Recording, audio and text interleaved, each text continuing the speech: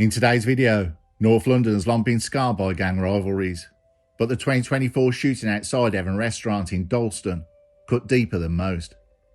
At the centre of it was Javon Riley, a former IKEA delivery driver who reinvented himself as a gangland enforcer, moving cars, torching evidence and scouting victims. Styling himself on Omar Little, obviously watching too many episodes of The Wire.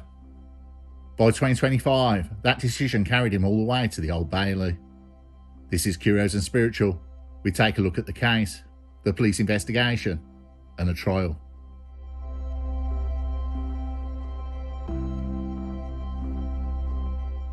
London's gang feuds don't end. They mutate. Names change, faces change, weapons upgrade. But the grudges, they stay the same. By the time the bullets started flying in Dalston in May 2024, the bad blood between the Tottenham Turks and the Hackney Turks had been fermenting for 2 decades. 20 years of ambushes, funerals and hospital beds. The police had a number, more than 20 killings linked to the particular feud. Locals had a different measure, the empty chairs at the family tables, and the silence that followed when certain names got mentioned in certain postcodes. Evin restaurant sat on Kingsland High Street. Like any other popular North London spot, families came in for Turkish food. Couples ordered late night kebabs. Kids shoveled up the ice cream, while the older crowd talked over tea. But Evin restaurant had another kind of regular too. Men tied into the Hackney Turkish crew, the side that spent years being circled by the Tottenham Turks. To outsiders, 3 men smoking at an outdoor table on the 29th of May 2024 might have looked nothing more than late night diners. To the people who mattered, those were targets. Enter Javon Riley, 33 years old. His criminal career stretched back nearly 20 years. He was born in Jamaica, came to England when he was 8 years old, and lived in various parts of North London. He left school when he was 15, worked as an electrician, a driver for IKEA, a track maintenance labourer, and then road and traffic management.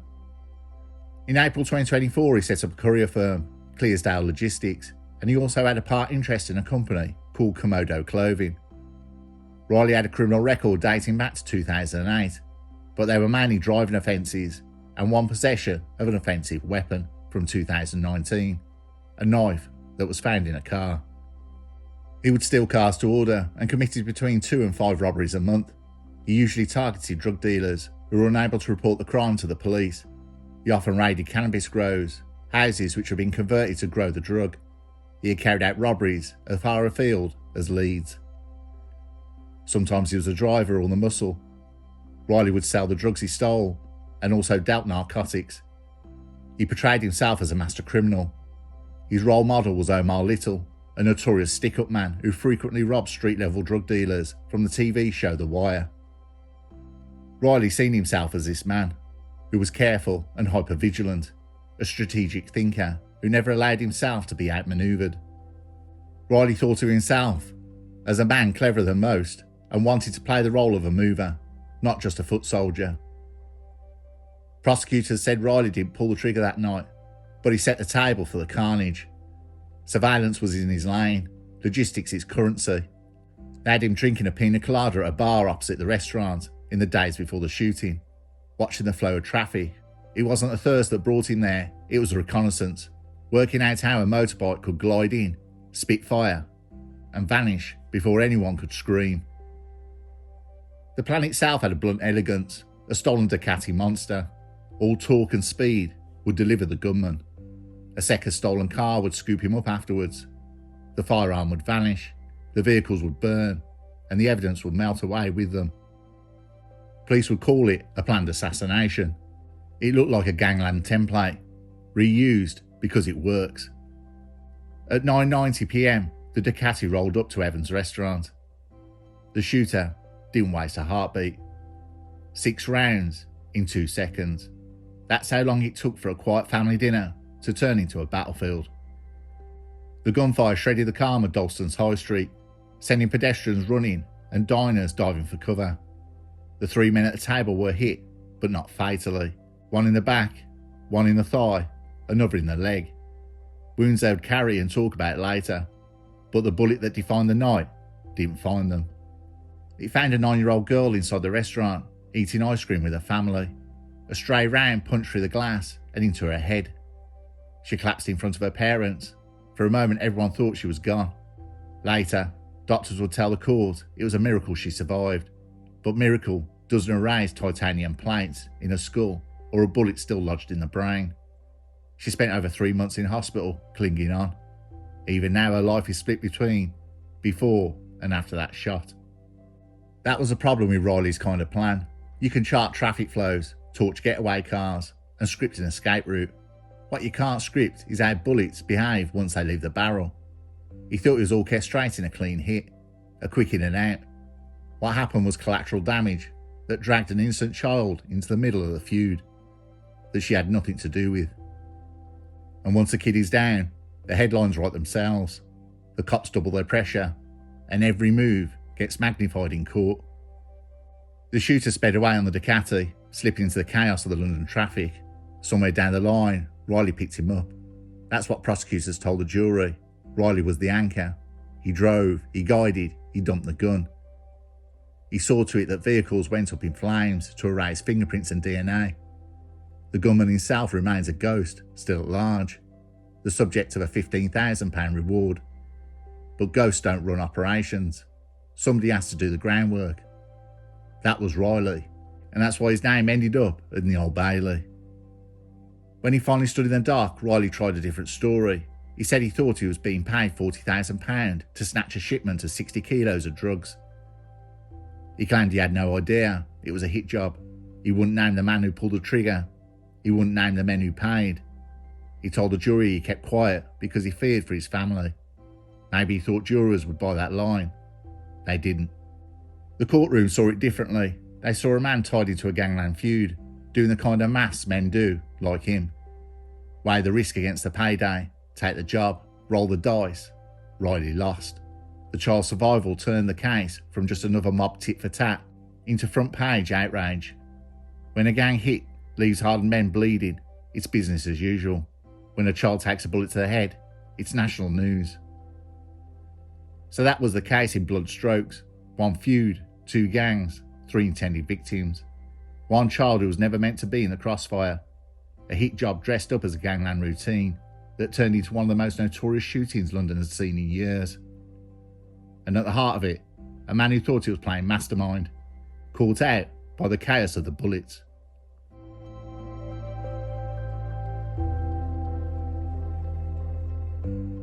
Shootings like the one at Evin restaurant don't vanish into the night, no matter how carefully planned. London is stitched together with cameras, traffic systems and FOMAS that soak up data like sponges. You can burn cars and dump guns, but you can't erase the digital footprints that follow you everywhere. And that's what Riley underestimated, and that's where the Met Specialist Crime Command went to work. The first priority was obvious: keep the girl alive. Doctors in East London's hospital fought to stabilise her, while detectives sealed off the restaurant and the street outside. Every casing, every shard of glass, every CCTV angle was bagged and logged. In those first hours, the police didn't know she'd make it. The line in the press was simple and brutal. A 9-year-old with a bullet in her brain. Even hardened officers used to gangland hits said they'd rarely seen fallout like this. The second priority was the gunman. He had come and gone in seconds, riding a Ducati Monster. That didn't belong to him. The bike was later confirmed as stolen, clone plates slapped on to confuse the system. Still, it wasn't invisible. The Met had eyes everywhere. Traffic cameras, private business CCTV, even a helmet camera off an off-duty officer, who happened to be nearby. Detectives stitched the fragments together like a jigsaw, building a trail of the Ducati's movement before and after the gunfire. From there the puzzle widened. The Ducati didn't just disappear into thin air, it handed off to a waiting car. That was standard procedure and professional hit. The bike gets you in fast and out clean, but it can't be hidden forever. The swap to a car makes you anonymous. Riley's role, prosecutors later said, came in sharp focus here.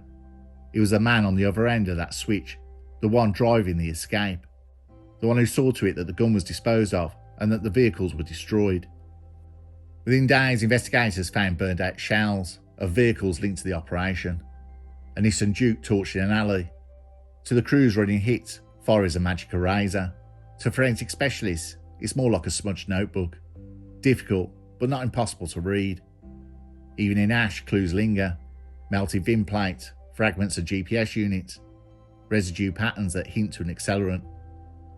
The fact that the cars were burned was evidence in itself, proof of a cleanup operation. Detectives dug deeper. They pulled cell site data, mapping phones that moved in lockstep with the Ducati's path. They combed ANPR hits from the road cameras, cross-checking stolen cars against Riley's movements. Bit by bit, the pattern emerged. Riley wasn't just nearby. He was circling the restaurant in the days before, parked across the street, watching the comings and goings. One image would haunt him in court. Riley at a bar opposite Evin restaurant, drinking a pina colada. That detail became shorthand for the whole case. The prosecution's way of saying he was playing chess while everyone else was eating dinner. He wasn't there for cocktails. He was there to measure traffic, clock the angle of the approach, and wait until the right men sat down at the right table. By the summer of 2024, the Met had enough to make their move. Riley was arrested and charged on the 10th of August 2024 with 4 counts of attempted murder. The case was sent straight to the Old Bailey, but even with Riley in custody, the investigation didn't stop. Detectives still had no shooter, no gun, and no confirmed commander pulling the strings from Tottenham Turk's side. The man who fired 6 shots into the crowded restaurant was, and still is, out there. The absence shaped the investigation's next stage. The Met made a public play, a reward of up to £15,000 for information leading to identification and arrest of the gunman. They described the masterminds as part of a highly sophisticated organised crime group. Language meant to tell the public this wasn't just some loose street crew, but a structured organisation with reach, history and muscle. The feud had been running since the early 2000s, and it showed no signs of burning out. Each cycle of violence bred the next. Back at the forensic lab, specialists went over the material salvaged from the cars and the scene. The Ducati itself was confirmed as stolen.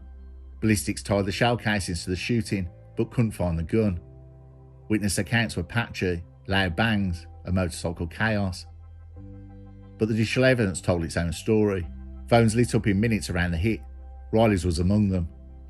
Data pointed him to make multiple reconnaissance passes by the restaurant in the hours before the gunfire. The narrative prosecutors would later present was beginning to crystallise. Riley was a planner, scout and driver. He wasn't a triggerman. He was a facilitator. And in organised crime, facilitators are just as crucial. A gunman with logistics is just another man with a weapon. It was Riley's movements, his coordination, his clean-up that made the hit possible. The victim's survival kept the case front page. Updates filtered out in drips. She had surgery. She opened her eyes. She was stabilising. She had titanium inserted into her skull. Each report added pressures on the detectives. This wasn't just a gang war casualty. This was a child who'd been hit while eating ice cream. The moral weight of that reality sharpened the case. Detectives knew if they brought nobody to court, the public outcry would be deafening. The investigation was relentless, and by the time the file landed on the Crown Prosecution Service's desk, it had weight. Enough surveillance, enough forensics, enough digital footprints to paint Riley as an indispensable to the job. The shooter might have been a ghost, but ghosts don't torch cars or drink cocktails opposite the target. Riley was flesh and blood, and he left his fingerprints all over the planning. So by the time 2025 rolled round, the police had their man. Not the whole team, not the shooter, not the men who commissioned the hit, but a core player. In cases like this, you take what you can get, and you build upwards. Riley was the first domino they could push, the man in the dock while the rest of the organisation stayed in the shadows. That's how the case rolled from a bloody night in Dalston to an indictment in the Old Bailey. Through camera footage, burned cars, phone data, and the stubborn persistence of detectives who knew the public wouldn't accept an unsolved shooting of a child. The gunman vanished, but the driver stayed, and that was enough for police to turn a gangland feud into a trial that would make national headlines.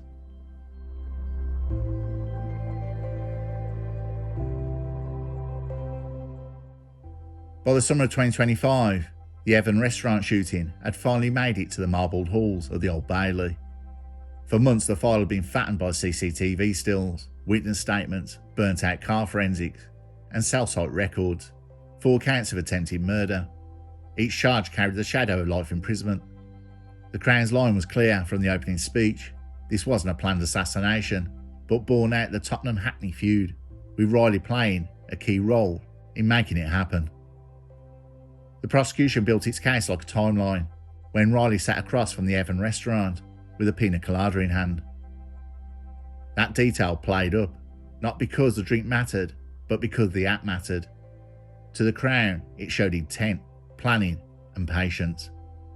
They said Riley was running reconnaissance, clocking traffic, working angles, and waiting for the night when the Hackney Turks sat in the open.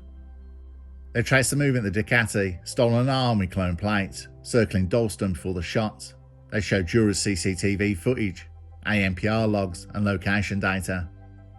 Photos of charred remains of the Nissan Duke and other burnt-out vehicles. Fire, they argued, wasn't random, it was strategy. Riley didn't just drive, he cleaned up.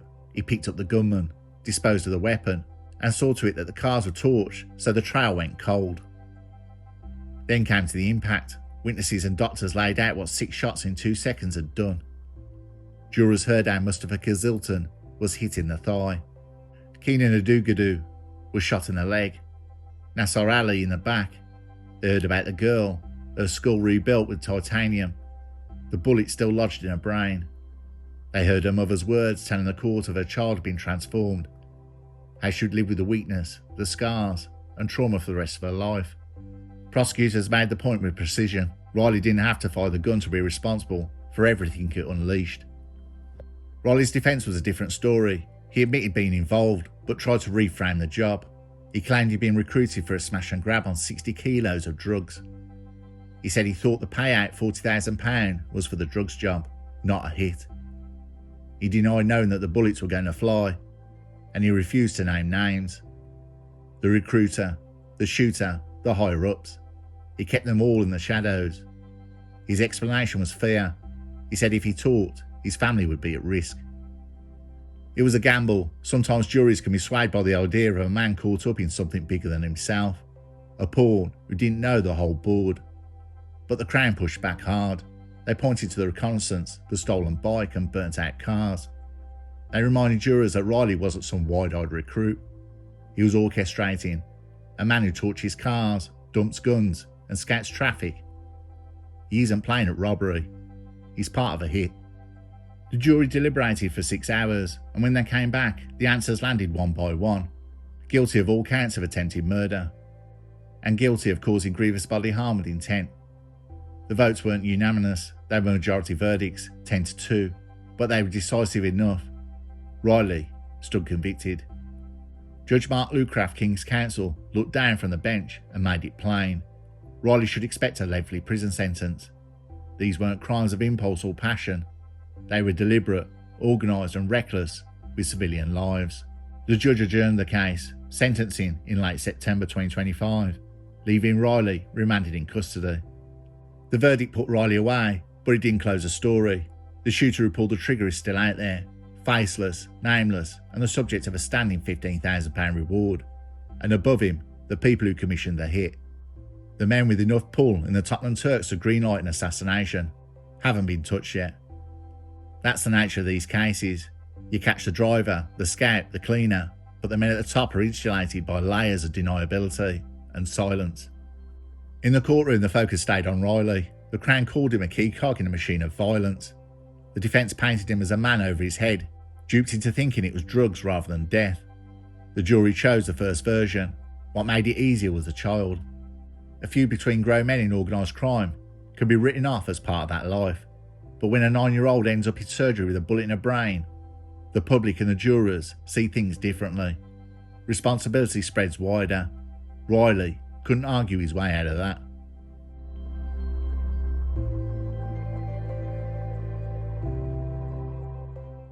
So that's where the case stands. Riley awaits sentencing. The shooter remains free. The feud continues to simmer, as it has for 20 years. And a child lives with the scars as evidence of what happens when gangland violence spills into public space. £15,000 reward has been offered for identifying the shooter. The trial didn't end the feud. It didn't catch the gunman. What it did was mark one man's fall, a driver who fancied himself as a mastermind, convicted not of what he fired, but what he enabled. The Old Bailey has seen countless gangland cases, but this one stood out because the violence leapt off the streets and tore through the life of an innocent girl. That was the fact the jurors carried with them, and that was the fact that buried Riley under guilty verdicts. In late September 2025, the judge will decide how long Riley will spend behind bars. Life sentences hang over both attempted murder and grievous bodily harm with intent. Whatever number gets read out, it will be heavy. Riley isn't walking free anytime soon.